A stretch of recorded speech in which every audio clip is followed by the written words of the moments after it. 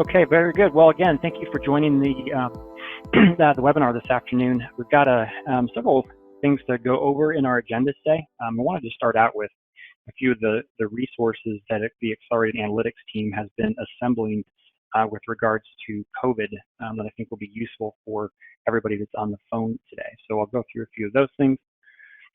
I have an update for you on our customer advisory board that we've put together and some of the very cool things that will mean for really everybody on this phone and all the users of our product. I'll walk through just really briefly sort of our product roadmap for the release of features that we're rolling out today, which is really the Q1 development features. We're a couple of weeks behind because, of course, everything that's been going on in the last few weeks. But we'll be doing quarterly new feature releases, so there'll be kind of a continuous path. And so the new product roadmap will lay those things out for you. So I'll go through that quickly. Then I also have some new door benchmarking functionality that we're rolling out with this release, which is going to be, I think, really, really useful for everybody on this call today. So I'll explain sort of how we arrived at the benchmarks, as well as sort of how they present themselves in reports.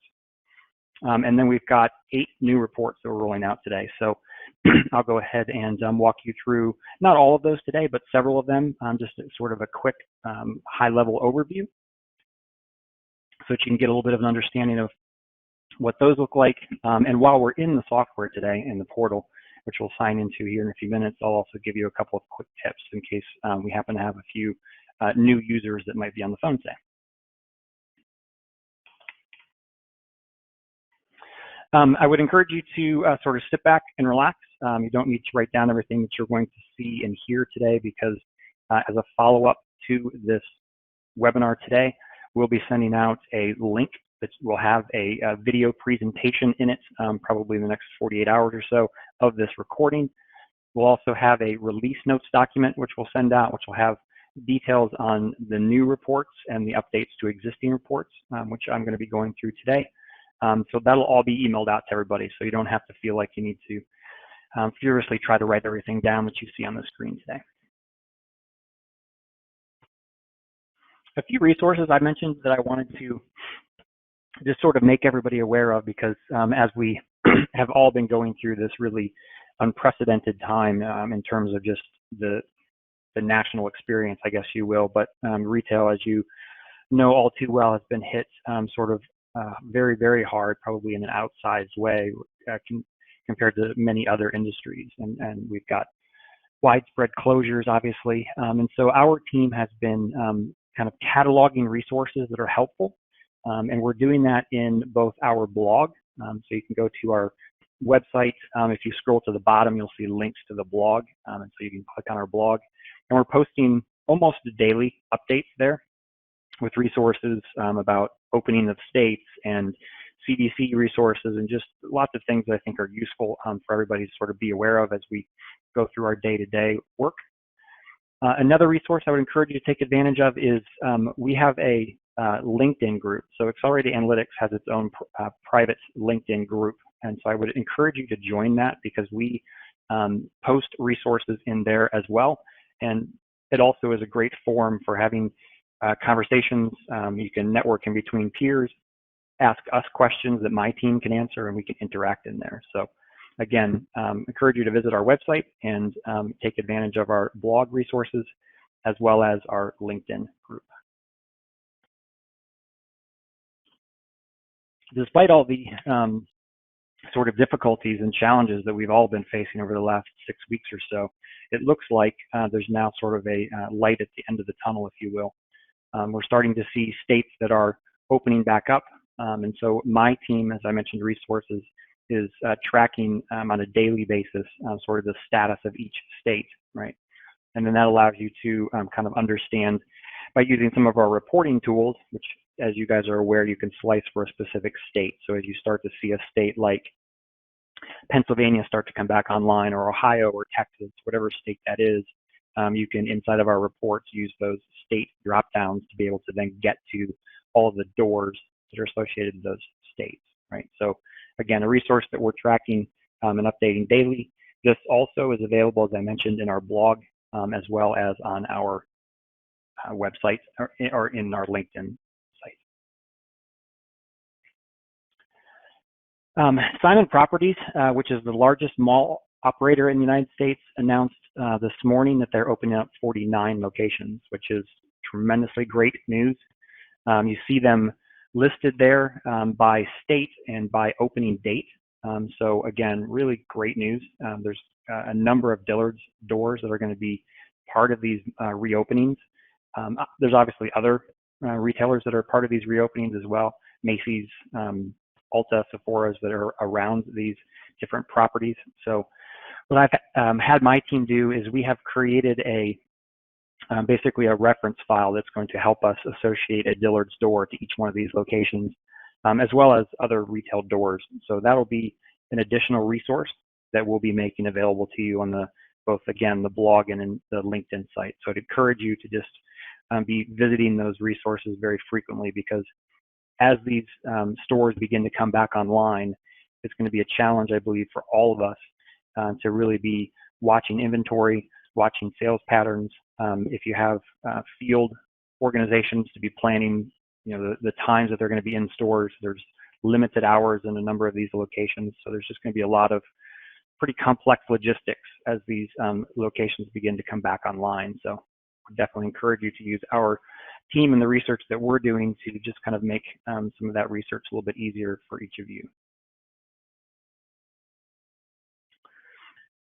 One of the things I'm really excited to kind of introduce everyone on this call to today is the customer advisory board that we have established for helping to drive our product roadmap. We wanted to kind of formalize the process by which we can receive input on existing features in our software, existing reports, even things that go to just kind of the tool itself in terms of the way that you interact with it, as well as help us guide kind of the next set of features, right, and further inform the product roadmap. We've had lots and lots of feedback from users, probably many of the people on this phone over the last months and even years, and that feedback has been super useful. We've used it to incorporate into our products and our new features. But we really wanted to have the opportunity to sort of formalize this and bring together a group of users in sort of a more formal advisory capacity. So what you're looking at right here is basically the charter that comprises the customer advisory board, right? The mission of this board really is to be a forum for accelerated analytics customers, all of you on the phone, to provide sort of strategic input into the direction on the reporting services, as well as that product roadmap.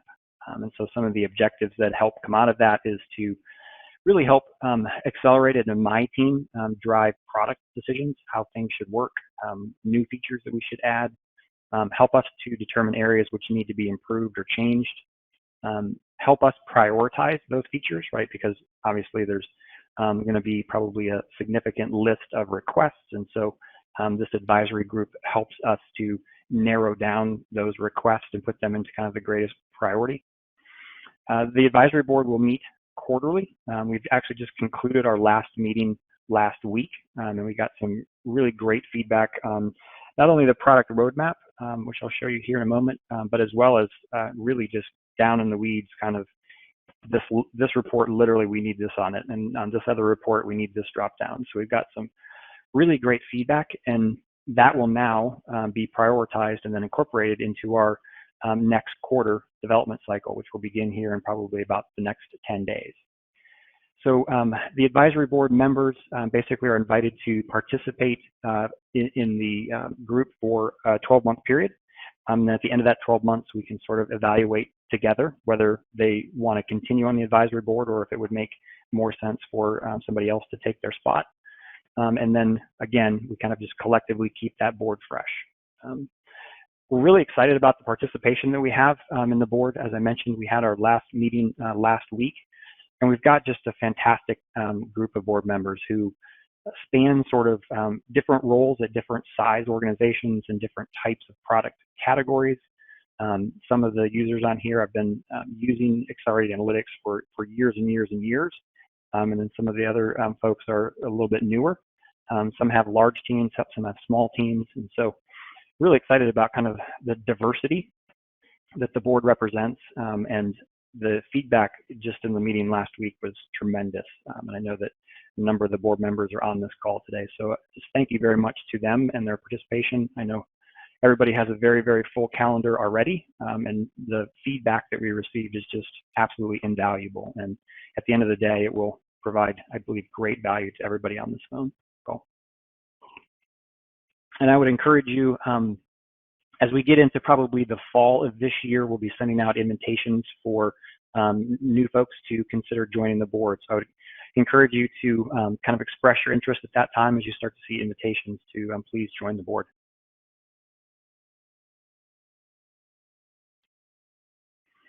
So I'm not going to spend a lot of time on this product roadmap. Any product roadmap is going to evolve over time, right? So the further out into the future you get, the less set in stone, or maybe the more flexible the things on the list are, right?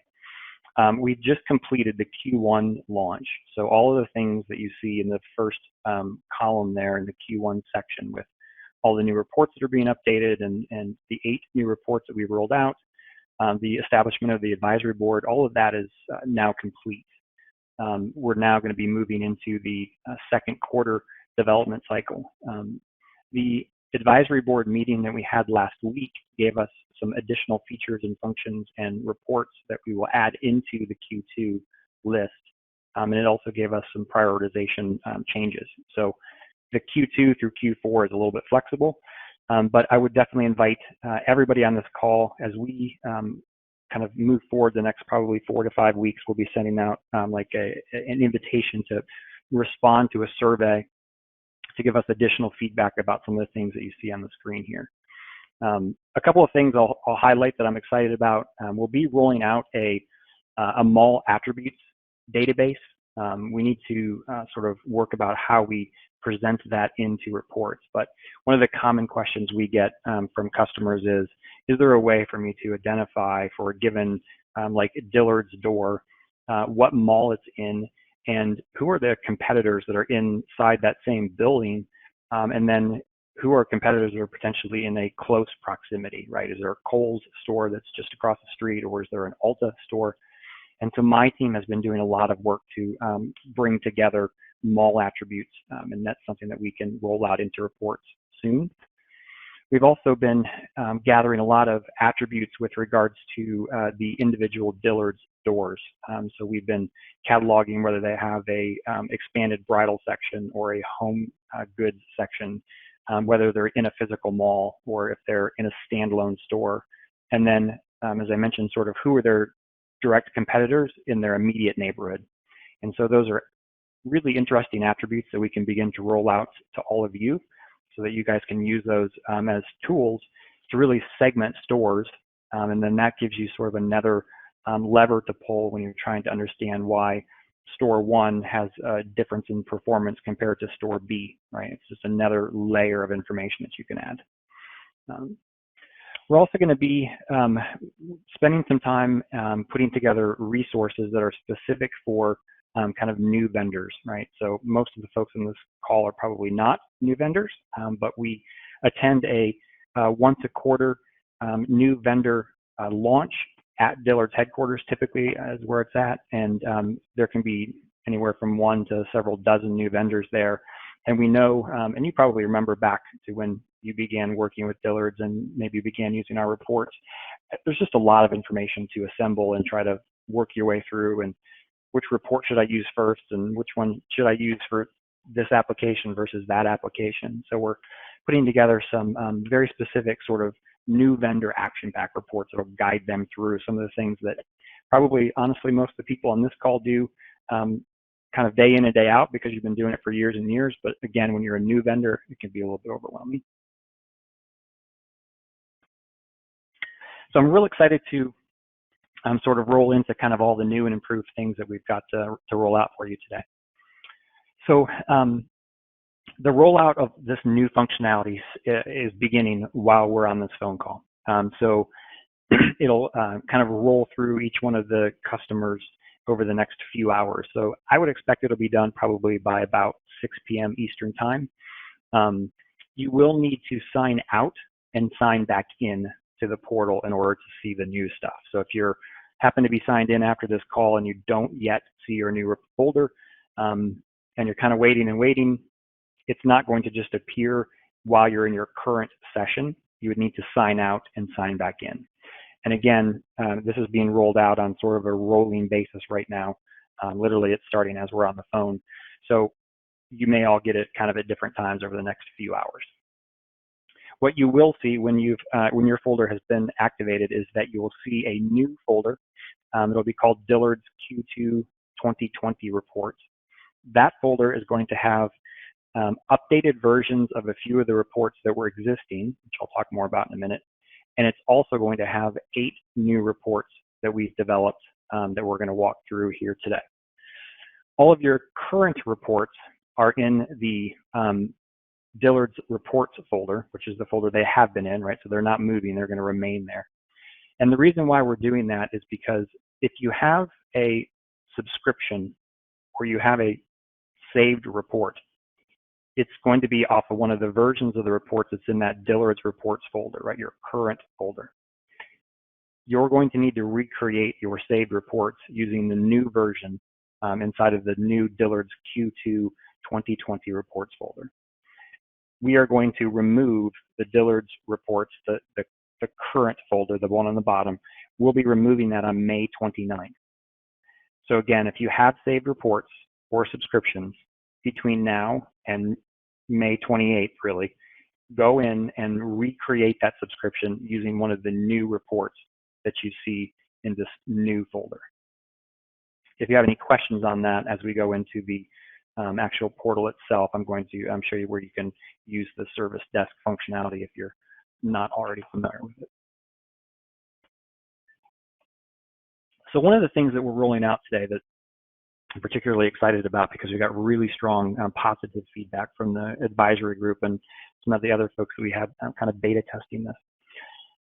We get the question a lot from customers, which says essentially along the lines of, is there a way for us to benchmark our sales against the total chain, right?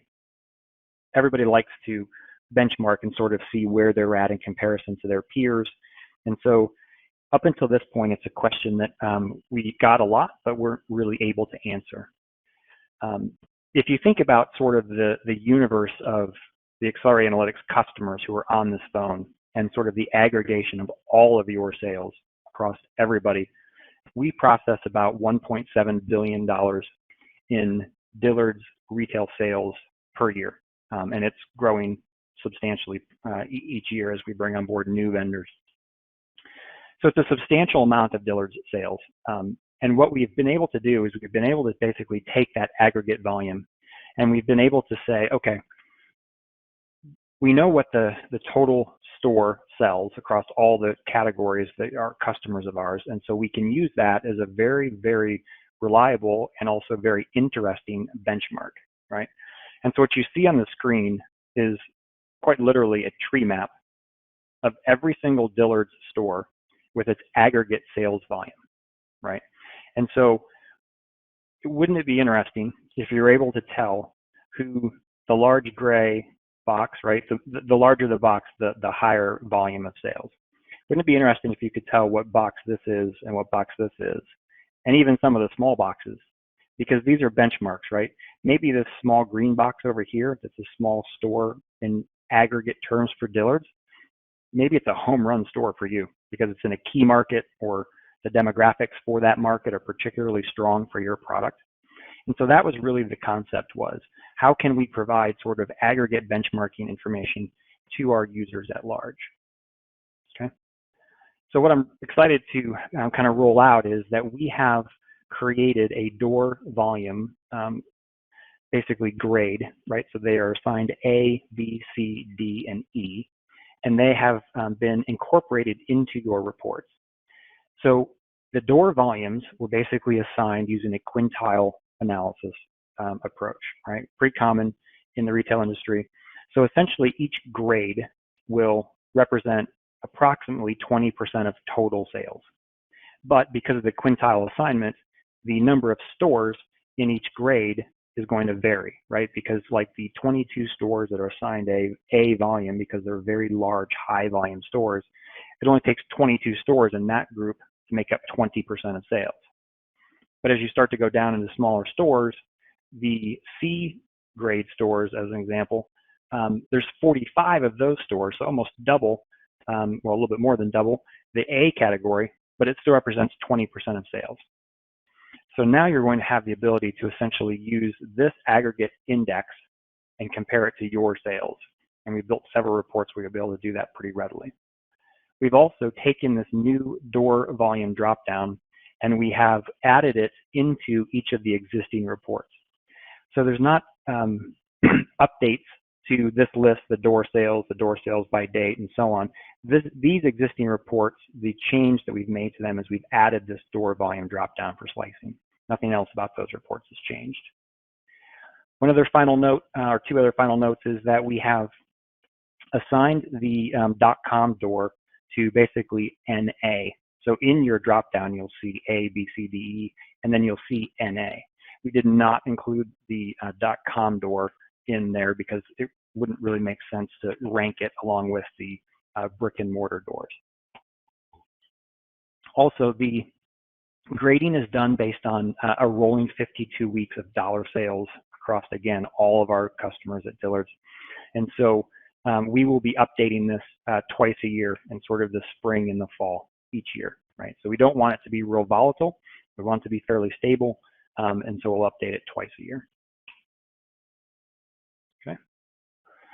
Another thing I wanted to point out kind of in a slide before we head into the portal itself is that we have created two new reports that we'll look at. One is a top selling SKUs report, and the second one is a bottom selling SKUs report. The top selling SKUs report is essentially the same format as your current style selling report. But what we've done is we've pre-filtered it to select the SKUs that make up the top 20% of sales. So the same quintile kind of approach that I was mentioning with the stores, we've applied to the SKUs. And the reason for that is because we received a lot of feedback that one of the first things that many of you do is run your style sales report, export it to Excel, filter it to get to the top styles, and then start working on that, right? And so we basically eliminated a couple of those steps and take you straight to that report.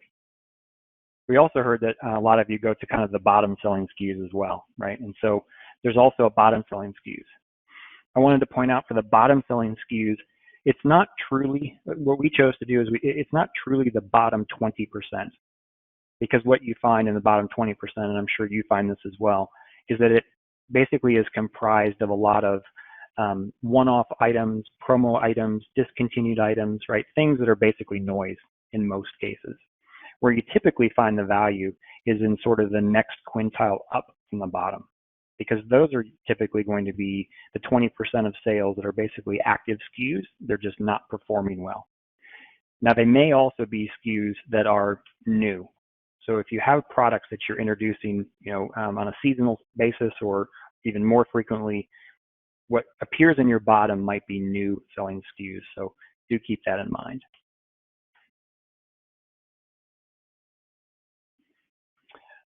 One other thing, and again, I'll show you this in the report, but a lot of questions that we get asked by users can be solved by using either the sharing, the saving or the sharing of reports. Because what we'll hear are questions like, I have a product assortment, right? Like maybe a Mother's Day assortment, and it is comprised of 24 items or 15 items or whatever. And I want to run that assortment, and I want to run it every week for the couple of weeks leading up to Mother's Day, a week or two through the period, right? So I want to do this multiple times, and I don't want to have to go in and reselect those SKUs every time. We hear the same thing with regards to doors, right? Somebody will say, well, I'm the rep that covers the Bradenton, Florida area, and there's 4 stores in this area, or 6 stores in the Tampa market, or whatever that is, right? Again, kind of time consuming, I guess, to go into the portal and continuously have to go find your door and select it and then rerun your report. The saved reports feature is really intended to help you with both product assortments as well as locating doors and saving those, because the idea behind that is that you can make your drop-down selections, save that, give it a name that makes sense to you, and not have to make those selections again. They'll simply appear, or they'll simply rerun themselves without you even having to make the selection. So it's a really great time-saving tool. So with that, I'm going to go ahead and sign into the software. Now, give me 1 minute here while I switch my screens around.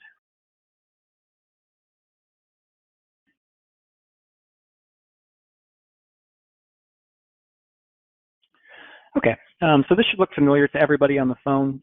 This is just, I've signed in and we're at the home page, right? So we have some index charts that we publish on our home page. There can be news and alerts and different things. Because again, we have probably a few new users on the phone, I'm gonna go ahead and point out just a few sort of system features, so not really specific to reports. You have multiple tabs up here, right? So when you sign in, you'll be at the home screen. Most of the time you're going to spend inside of this reports tab, which I'll go to in a moment, because that's where you're going to run your reports.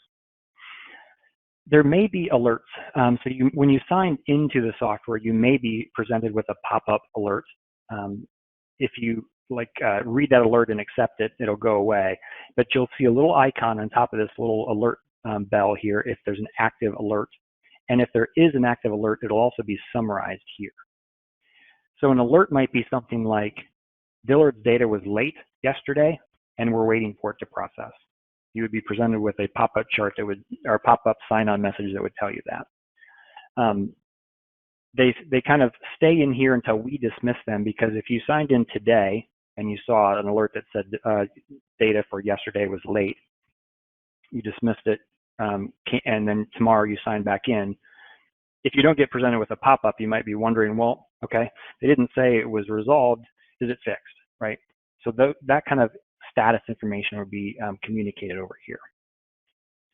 You also have over here basically ability to access your user account. So you can come in here and access your profile. You can change your password. You can view your end user license agreements and so on. And then finally, you can sign out.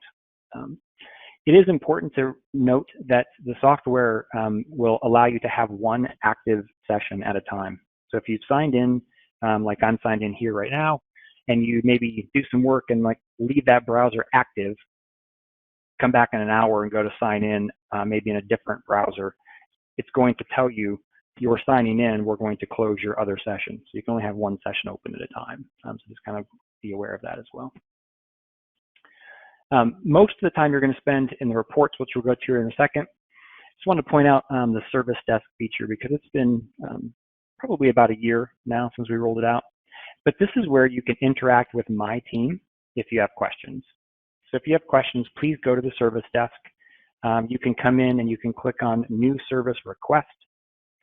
That will allow you to basically fill out a form, tell us what your type of need is, right? You have question about a report, or you have a new request for maybe help on pulling together a report for a buyer meeting, whatever that happens to be. You can basically fill out this form. Please attach a report if you have a question about it, right? If you've run the style selling report and you're like, just doesn't look like the numbers that I would expect, please export that. Please attach it using this form. When you attach that, that allows us to recreate what you were looking at. Without that attachment, we're not able to recreate what you were looking at, which makes it very, very difficult for us to troubleshoot. Okay. So now going into the new reports, I'm going to start here with my trim chart. So I'll start to walk through some of the updates and changes that we made on reports.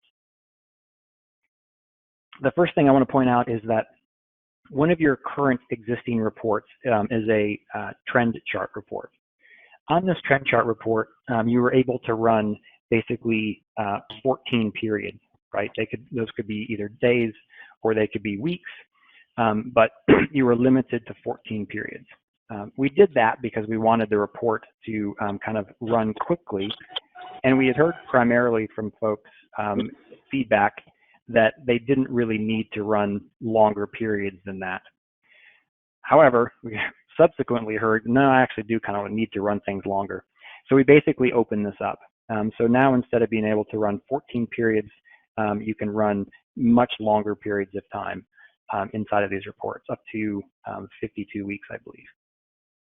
We also made a formatting change to this report. So the trend chart here remains the same, but below this is a table of data, which used to be pivoted. It used to have the dates across the top and the measures down the left.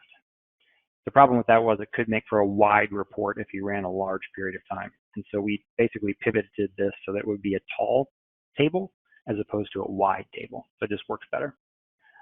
Also wanted to point out, this is one of the reports that now has the door volumes drop down, right? So if you wanted to run the trend chart and you wanted to say, well, I want to see only my A volume doors or the B volume doors, you now have a drop-down box that will permit you to do that, okay? We also took this same report and based on some feedback, we basically turned it into a rolling period report, right? Because the way that the current report works, you select basically a time period, day or week, and then you select a start and an end date, which is great if you want to run a very specific period like Easter weekend or Mother's Day or whatever. But if you wanted to see it on a rolling basis, like I really like this chart, but I just want to see like a rolling 8, then you had to come in and modify the drop-down boxes every time, which was challenging and time consuming. So we literally took this exact same report and we just made it so that it has rolling time periods. So now you can come in, you can select a rolling 4 weeks, a season to date, a period to date, any of those other measures, and it'll automatically roll for you. That makes it great for subscriptions, right? So I mentioned earlier that subscriptions are something that I would encourage you to take advantage of, because if you come over here to the right and you see this little email icon, after you've run a report, right? Like I've run a year-to-date version of this rolling period. So every day as we get new Dillards data, it's going to incorporate that automatically now. So I could come over here and I could hit subscribe. I could give my subscription a name. I can give it a description. And once I hit save on this subscription, it's going to email this report to me every day or every week. Actually, I think it's weekly. Every week as a attached report. I don't even have to come back into the portal and run it. So if you have reports that you want to see on a frequency, you can come in and do that. Any report that you see on the screen today that I'm going to show you can be exported to Excel. This little button here in the middle is how you do that, right? So if you click on this export to Excel, it's going to open up a Excel workbook, and it's going to present this report to you looking exactly in Excel like it did on screen, right? Once you've done that, you can now use all the typical Excel features if you wanted to filter this table, sort this table, anything that you would typically do in Excel. It's also worth pointing out that while we're in Excel, the report is on your first tab, right? So it'll have the name of the report that you ran. The next tab in the workbook is report notes. So this will be any filters or calendars that are applied. So sometimes it's very useful for you to be able to reference that information. And then the last tab is all the parameters that you selected. So if you ran this report, saved it, came back to it 2 weeks from now and said, man, I can't remember, did I have the .com door included in this or not, right? This is basically literally a record of every single drop-down box selection that you made. And going back to my comment earlier about support, this is the information that we can use to basically recreate your view.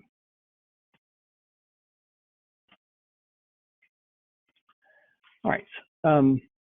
The next report I wanted to point out was our US map, right? So you guys are familiar with the current version of the US map, which has a whole bunch of drop-down boxes on it that are very, very flexible. So when we designed the first version of this, we wanted you to have a start and an end date drop-down for period, and then a second set of start and end date drop-downs so you could compare 2 periods if you wanted to. And then there's a whole bunch of measures so you could look at unit sales, dollar sales, unit sales this year versus last year, right? It was just built to be a very, very flexible report. You still have that report. It's been renamed to US Sales Map Flexible Time Periods, but otherwise it's identical to what you had.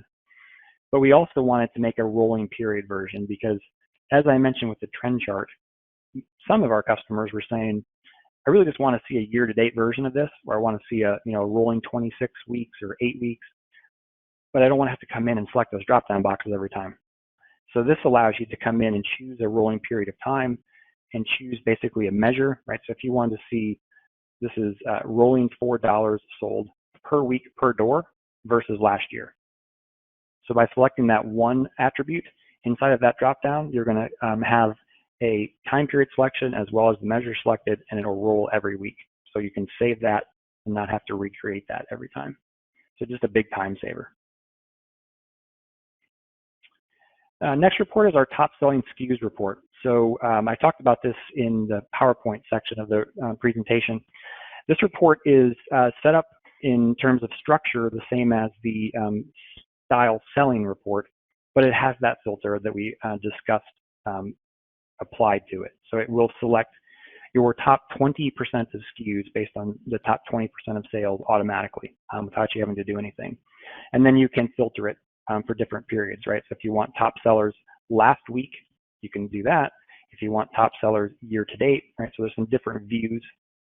And then as you guys are already familiar with, you can also select to include or exclude the prior year. And then this report, as does all the other ones, has the new functionality in terms of being able to have that filter applied automatically in the background. Okay.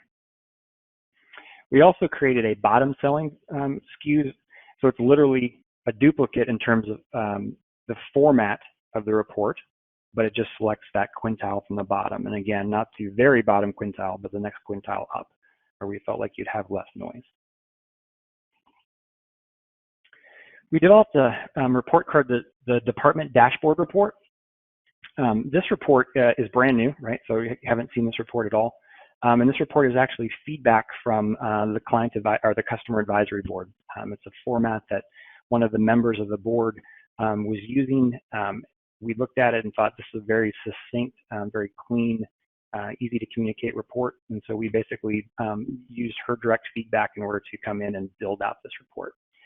So it provides you with just a very clean spring season summary, a fall season summary, and then a year-to-date summary. This also has some new information that we received from Dillards as part of this request. So as you're familiar with, we've had department number in the database and in reports for quite a long time, but what we didn't have was department description. And so we worked with the Dillards to have them add that into our data feed that comes over, so that now we have both department number and department description. So again, a really kind of nice, succinct little dashboard. We got some really good feedback during the advisory board meeting last week, so we'll be making some improvements and adjustments to this report as well in sort of the coming weeks. The door sales volume, again, another brand new report, right? So this is a report where we're really taking heavy advantage of the Dillard's door volume grades that we built out, right? So you see a couple of line charts in the top, which basically show your performance compared to the Dillard's standard ranks, right? So Dillard's is the blue bar, which is kind of Dillard's overall, and then this when you're signed in, it's going to have your vendor name on it. So it'll say your company name, and so it gives you an interesting way to compare, like, for an A category group of stores, right? For Dillard's, their A stores will make up about 20% of sales, but you'll be able to see your corresponding group of stores and see what percentage of your total sales it makes up. Again, really interesting benchmarking. And then down below is basically a table of data, and that table of data will run through every store. It'll give you the Dillard's door volume grade, and then it will have your rank, and the report is sorted by door rank. So it gives you an interesting opportunity to find situations where you have kind of a noticeable gap between, like, the Dillard's aggregate grade, right? Like this door here has a C overall volume, so that means for Dillard's it's a low volume store. But in this particular demo example, it's their 6th largest volume door, right? So pretty big gap there, definitely something you probably would want to look into. We have a couple of new inventory reports, and we made an update to the out-of-stock report.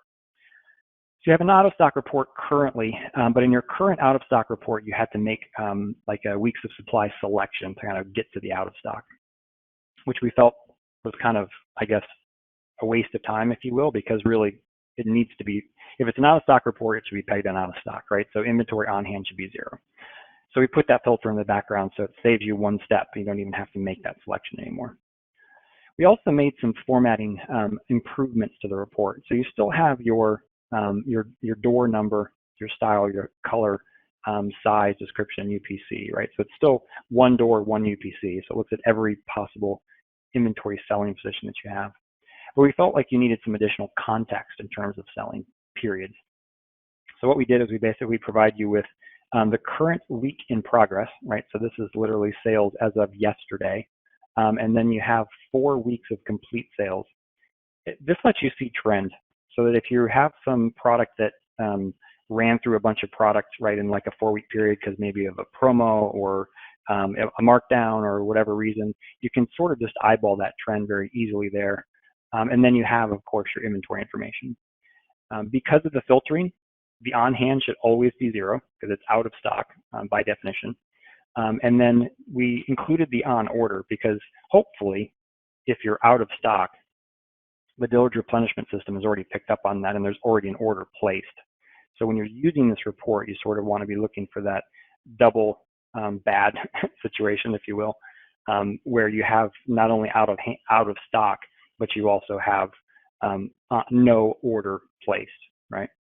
And I'll tell you that as we start to see doors open back up, like the Symens property malls that I was mentioning, managing inventory is going to be critically important, right? We've been talking with our retail partners like Dillards and Macy's and a number of the other ones, and the reality is that they've been, many of them, not all of them, but many of them, and Dillards in particular, have been basically selling through store-based inventory, right? Because Dillards has been fulfilling .com orders that they take on the .com website using inventory out of stores.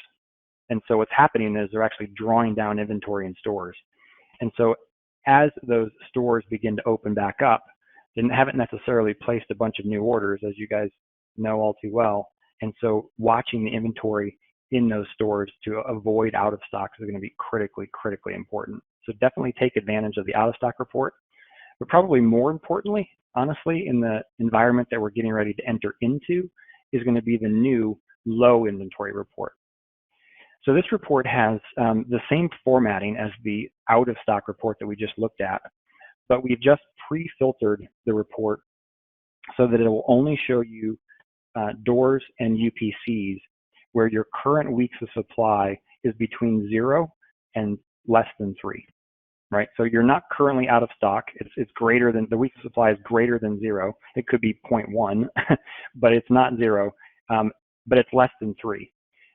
In a less than 3 window, it's probably going to be challenging, particularly in the startup environment, to move inventory quick enough to not go out of stock, right? So this will be a key report to watch because it's going to give you the ability to watch that current on-hand value as well as the on-order to know if they're reacting, and then see what that weeks of supply calculation comes out to. And then you can begin to prioritize shipments, prioritize orders based on high turn items, strategically important turn items to your company. And then I didn't open the report up, but we have basically created also a high inventory report. The high inventory report is essentially, again, the exact same format. It's just been filtered for inventory situations that have a weeks of supply inventory greater than 8. So truly situations where you have quite a lot of inventory at store.